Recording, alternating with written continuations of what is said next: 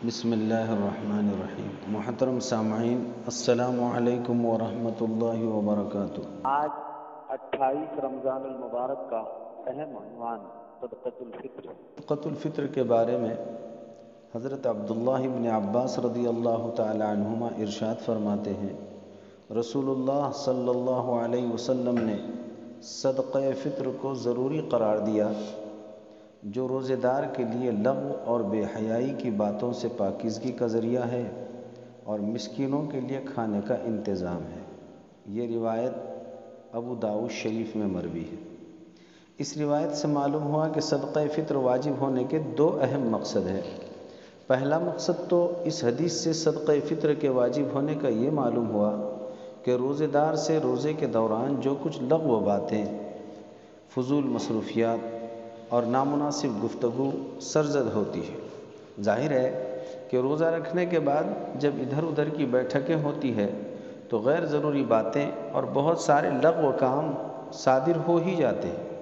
صدقہ فطر ادا کرنے سے اللہ رب العالمین روزے کی حالت میں ہونے والی ان کوتاہیوں کی تلافی فرما دیتے ہیں۔ اور دوسرا اہم مقصد صدقہ فطر کا امت کے مسکینوں کو عید کے دن رزق کا انتظام کر کے خوشیوں میں شامل کر لینا ہے۔ چنانچہ ایک حدیث شریف میں ہے، اغنوہم عن السؤال فی ھذا اليوم، یعنی عید کے دن مسکینوں پر اتنا خرچ کرو کہ وہ سوال کرنے سے بے نیاز ہو جائے۔ اس لیے صدقہ فطر ہر ایسے عاقل بالغ مرد عورت مسلمان پر واجب ہے جو عید الفطر کے دن اپنی بنیادی ضروریات مثلا رہائشی مکان، استعمال کے کپڑے، استعمال کی گاڑی وغیرہ کو چھوڑ کر 52.5 تولہ چاندی کا مالک ہو یا 52.5 تولہ چاندی کی رقم اس کے پاس بینک بیلنس ہو۔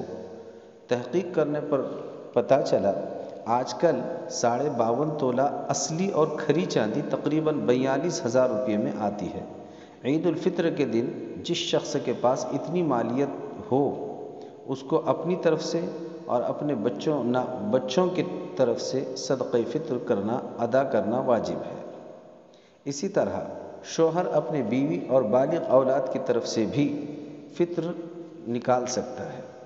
فطرہ نکالنے کا مقصد اپنے غریب بھائیوں کی مدد کرنا اور ان کو عید کی خوشیوں میں شامل کرنا ہے، اور یہ مقصد اسی وقت پورا ہوگا جب عید سے پہلے بلکہ رمضان المبارک کی کسی بھی تاریخ میں فطرہ ادا کیا جائے۔ بہرحال صدقۃ الفطر عیدگاہ جانے سے پہلے ادا ہو جانا چاہیے۔ حضرت عبداللہ ابن عمر رضی اللہ تعالیٰ عنہما عید سے 2-3 دن پہلے صدقۃ الفطر ادا کیا کرتے تھے۔ صدقۃ الفطر میں کیا چیزیں دی جائے اور کتنی دی جائے، اس سلسلے میں حدیث پاک میں 4 چیزوں کا ذکر ملتا ہے: کھجور، کشمش، جو اور گیہوں۔ اس لیے بہتر یہ معلوم ہوتا ہے کہ فطرہ نکالنے والا قیمت اور پیسوں کے بجائے بعینہ ان 4 چیزوں میں سے کوئی ایک چیز کے ذریعے فطرہ نکالے۔ اگر فطرہ نکالنے والا شخص کھجور، کشمش اور جو میں سے نکالتا ہے تو یہ 1 صاع یعنی 3 کلو 150 گرام نکالنا چاہیے، جبکہ گیہوں نصف صاع یعنی 2.25 کلو تقریباً۔ کھجور یا کشمش دے رہے ہوں تو 3 کلو 150 گرام دیں، یا درمیان قسم کی کھجور 3 کلو 150 گرام کی رقم دے دیں۔ اور اگر گیہوں دے رہے ہیں تو بہتر یہی ہے کہ بعینہ ہی گیہوں ہی فی آدمی 2.25 کلو ادا کیے جائیں، چونکہ حدیث پاک میں باضابطہ گیہوں کا تذکرہ ہے۔ اور اگر رقم ہی دینی ہو تو 2.25 کلو گیہوں کی رقم امسال مجلس علماء کی طرف سے فی آدمی 50 روپے طے کی گئی ہے۔ آج کل 2.25 کلو گیہوں یا اس کی رقم مالدار لوگوں کے لیے کوئی زیادہ اہمیت نہیں رکھتی، اس لیے اکابر علماء اکرام کی جانب سے ایسے لاکھ پتی کروڑ پتی لوگوں کے لیے مشورہ دیا جاتا ہے کہ زیادہ ثواب حاصل کرنے کے لیے بجائے 2.25 کلو گیہوں کے 3 کلو 150 گرام کھجور یا اس کی رقم سے صدقہ فطر ادا کریں، یا کشمش 3 کلو 150 گرام سے یا اس کی قیمت سے اپنا فطرہ ادا کریں۔ ابو داؤد شریف میں ہے، جب حضرت علی رضی اللہ تعالیٰ عنہ بصرہ پہنچے اور دیکھا کہ وہاں گیہوں کا بازار بہت سستا ہے، تو آپ نے ارشاد فرمایا کہ اللہ تعالیٰ نے تمہارے اوپر وسعت فرمائی ہے، اس لیے اگر تم صدقہ فطر ہر چیز کا 1 سا یعنی 3 کلو 150 گرام ہی کے حساب سے نکالو تو یہ زیادہ بہتر ہے۔ اس سے معلوم ہوا کہ وسعت رکھنے والے صاحب حیثیت لوگوں کو اضافے کے ساتھ صدقہ فطر نکالنا چاہیے۔ صدقہ فطر میں رقم دی جائے تو بازاری بھاؤ کا اعتبار ہوتا ہے، راشن کی دکانوں کے ریٹ کا اعتبار نہیں ہوتا۔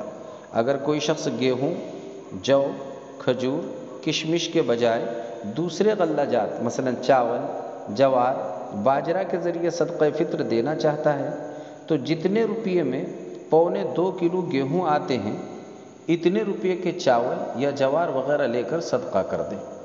صدقۃ الفطر کن کو دیا جائے؟ جن لوگوں کو زکوٰۃ دی جا سکتی ہے ان کو صدقۃ الفطر بھی دیا جا سکتا ہے۔